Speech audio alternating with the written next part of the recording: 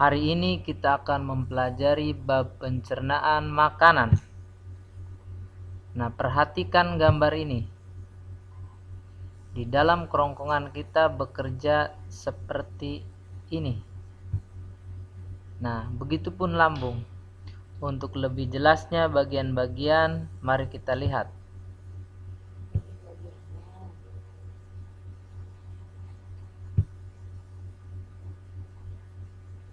Perhatikan gambar tersebut.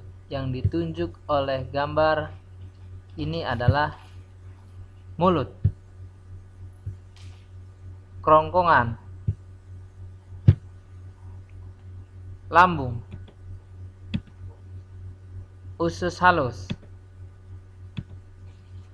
usus besar, anus, empedu, hati, pankreas. Inilah bagian-bagian organ pencernaan makanan.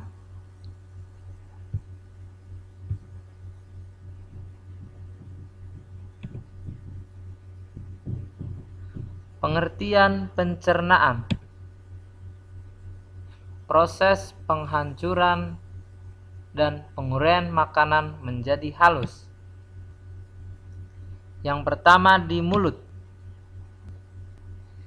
Di mulut terdapat berbagai macam gigi. Gigi yang sebelah kiri ini adalah gigi seri. Bentuknya, perhatikan, yang paling atas itu adalah bentuknya rata. Nah, yang ini adalah rata. Yang kedua itu adalah taring, agak runcing. Yang ketiga dan yang keempat itu adalah geraham depan dan geraham belakang. Fungsinya: seri untuk memotong, taring untuk merobek makanan, geraham depan dan geraham belakang sama, mengunyah makanan.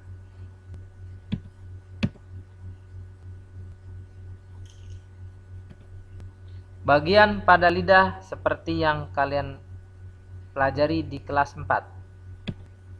Pahit, asam, asin, manis. Asin, asam, pahit, tambahnya gitu.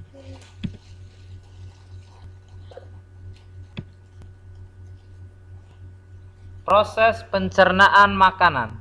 Perhatikan gambar.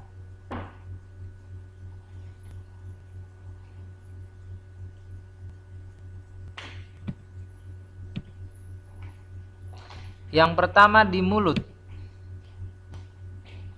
Makanan di mulut dicerna oleh alat pencernaan, sehingga alat pencernaan ini dibagi menjadi dua. Yang pertama mekanis, yang kedua kinetis. Yang pertama mekanis, yang kedua kimiawi. Perbedaan keduanya adalah mekanis dibantu oleh gigi,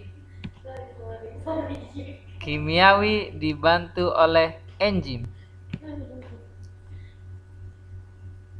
Di mulut terdapat enzim, yaitu enzim amilase atau tialin, yang fungsinya adalah merubah zat tepung menjadi zat gula. Setelah makanan dicerna di mulut,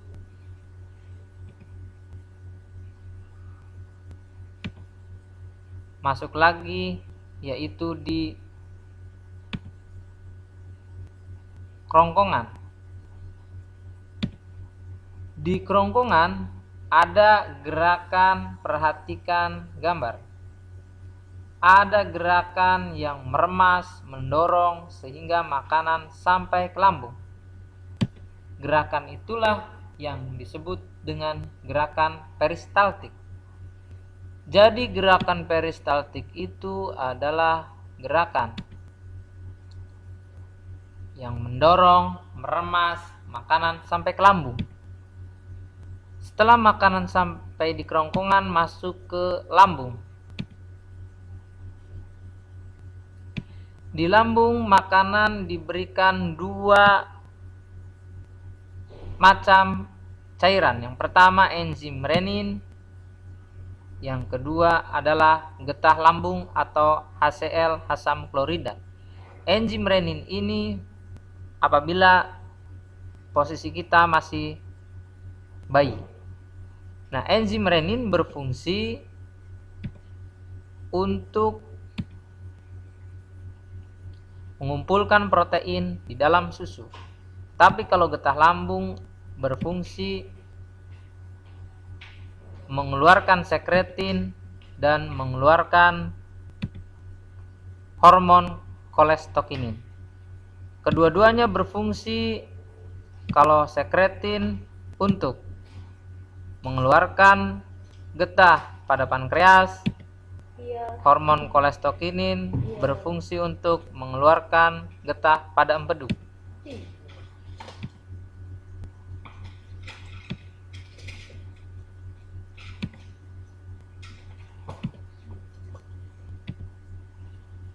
Selanjutnya di usus halus. Di usus halus pertama kali adalah usus 12 jari. Di usus 12 jari bercampur dengan getah empedu, di mana getah empedu ini berfungsi menguraikan lemak. Yang kedua, sudah bercampur dengan getah pankreas. Getah pankreas mengeluarkan enzim. Enzim yang dikeluarkannya itu sebanyak 3 enzim.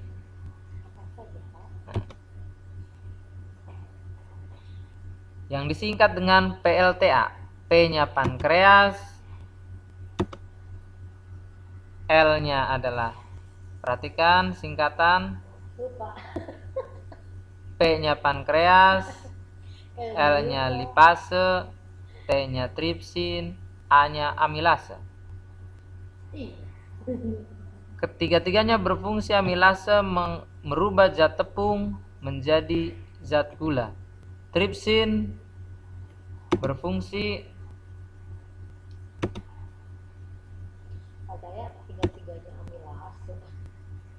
protein merubah menjadi asam amino. Lipase berubah menjadi dari lemak menjadi asam lemak.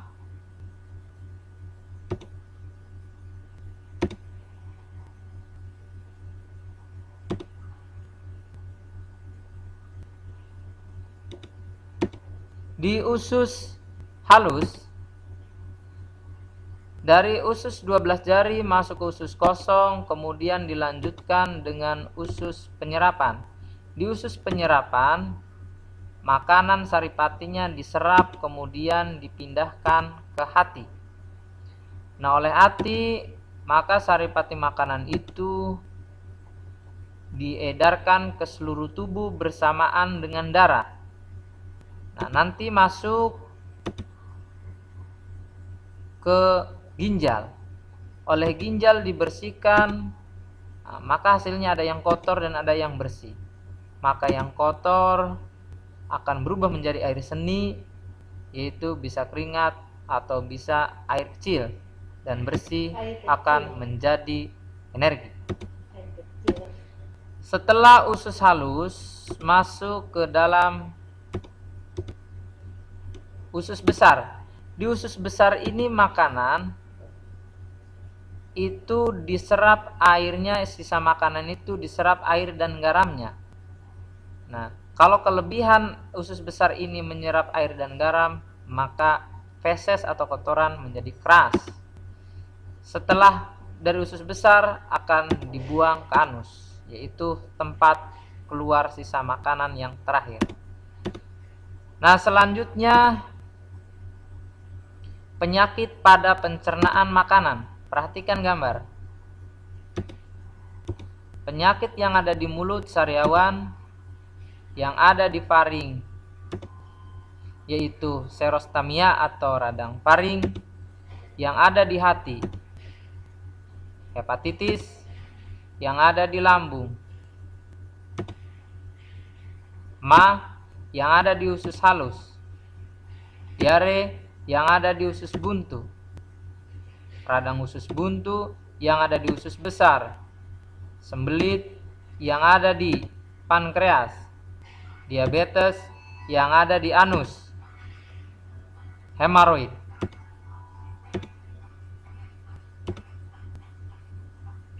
Menu seimbang adalah 60% karbohidrat, 30% protein, 10% lemak, sedikit mineral dan vitamin. Nah, sehingga kalau dibentuk dalam bentuknya piramida, maka karbohidrat berada di posisi bawah, sayur-sayuran, buah-buahan di atasnya lagi susu, keju, ikan, daging, telur, yang paling atas itu adalah lemak dan minyak.